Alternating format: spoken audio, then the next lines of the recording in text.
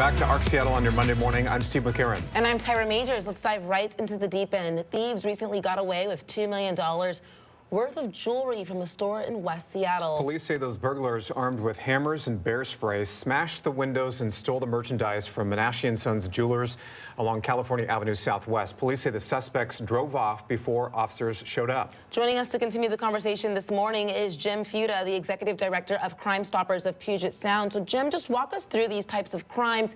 How are these criminals able to get in and out so quickly, and in this case with so much merchandise?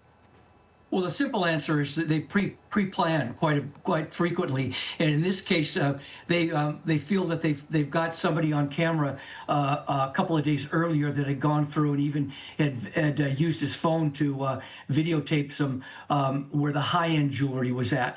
But let's face it; these things are extremely dangerous. These shock and awe type robberies that they're doing, that's only one side of it. Now, imagine if whether an employee or a customer tries to intervene. So what could happen then? It could turn into a homicide pretty quickly.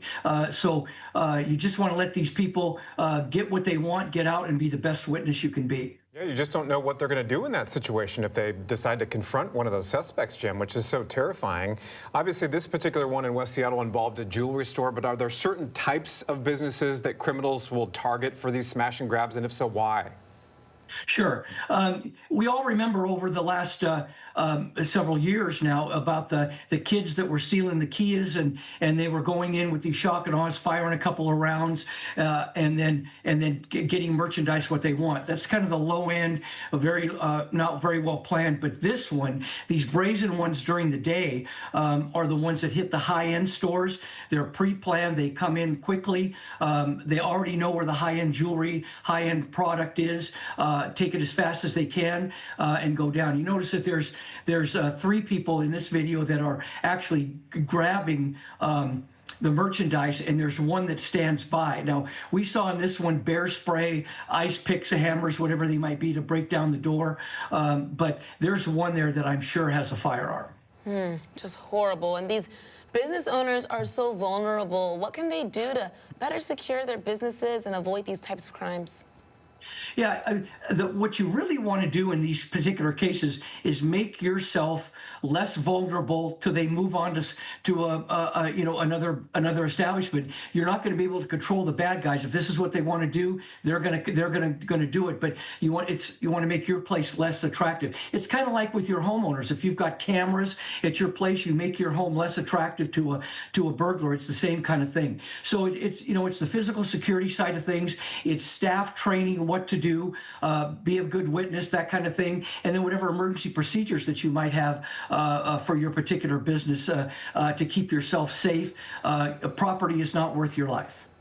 This particular jewelry store that we're talking about, Jim, has those security cameras which can help kind of show what the suspects look like. But are there challenges that officers face when trying to piece together these crimes and figure out who was responsible? Sure. They happen very fast.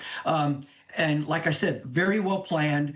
Usually dump a stolen getaway car in another location, and then they get in another car again, and they're wearing masks and gloves. So, but the idea is that somebody knows who did this, and if for whatever reason they're afraid to go to the police, they can call Crime Stoppers or download the free P3 Tips app, and we'll be happy to pass that on to the robbery detectives who are handling this case.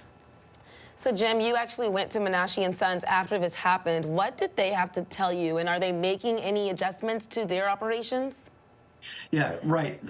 I've known this family for almost 50 years. Our kids went to school together. I live up in this community, and these are salt-of-the-earth people. They are well established in West Seattle, and they will remain open. And what they're trying to do now is find maybe a double secure entry door, because they have all the other issues taken care of, like with bars on the windows, those kinds of things. And they have a security guard that's there so many days a week, but that security guard will be there full time from here on out. Yeah, if you live in West Seattle, you'll likely know the Manashi name. That business has been around for a long time. We know that Crime Stoppers of Puget Sound is offering that reward for tips that lead to an arrest in this case. Once again, give us the details on how people can submit one of those tips if they have one. Right. Well, there's a free P3 Tips app, it's called. Free download, very easy to understand. If I can do it, you can do it. And submit your information. You can submit audio, video, and photos. Once you hit submit, all we know you by is a numeric identifier. We don't know where you're calling from or who you are. And if your tip leads to an arrest and a charge, there's a monetary incentive of up to $1,000 for this type of crime. Jim, what I thought was interesting about this particular case is we talked about the dollar value of the amount of jewelry that was stolen from this particular business, which is $2 million. Obviously very high value.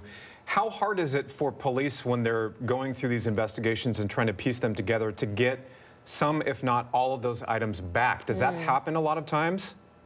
Well, it's hard to say. And I think a lot of, in this case with these people, you know, in the past we've had a ring of these particular types of robberies, and they're not local. So they've got a fence. I'm sure that they'll be able to pawn that stuff off too. So it's hard to say without serial numbers and things like that. But hopefully with the amount of items that were taken, that they will be able to get some of this stuff back in the future.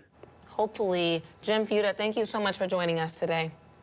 Thanks so much, you guys. Hopefully they get some tips. I mean, this is just so brazen, as he mentioned. Yeah. And you feel for those families. These are people who've been in the neighborhood a while. His own kid, they went to school together. I mean, it's horrible that this had to happen. And it's a lot of damage and a lot of things that were stolen. Yeah, and the good news is, you know, the family is saying they're not going to let this stop them. They will be back open for business tomorrow. So just days after this happened, they're going to reopen for business. So we wish them well, and hopefully police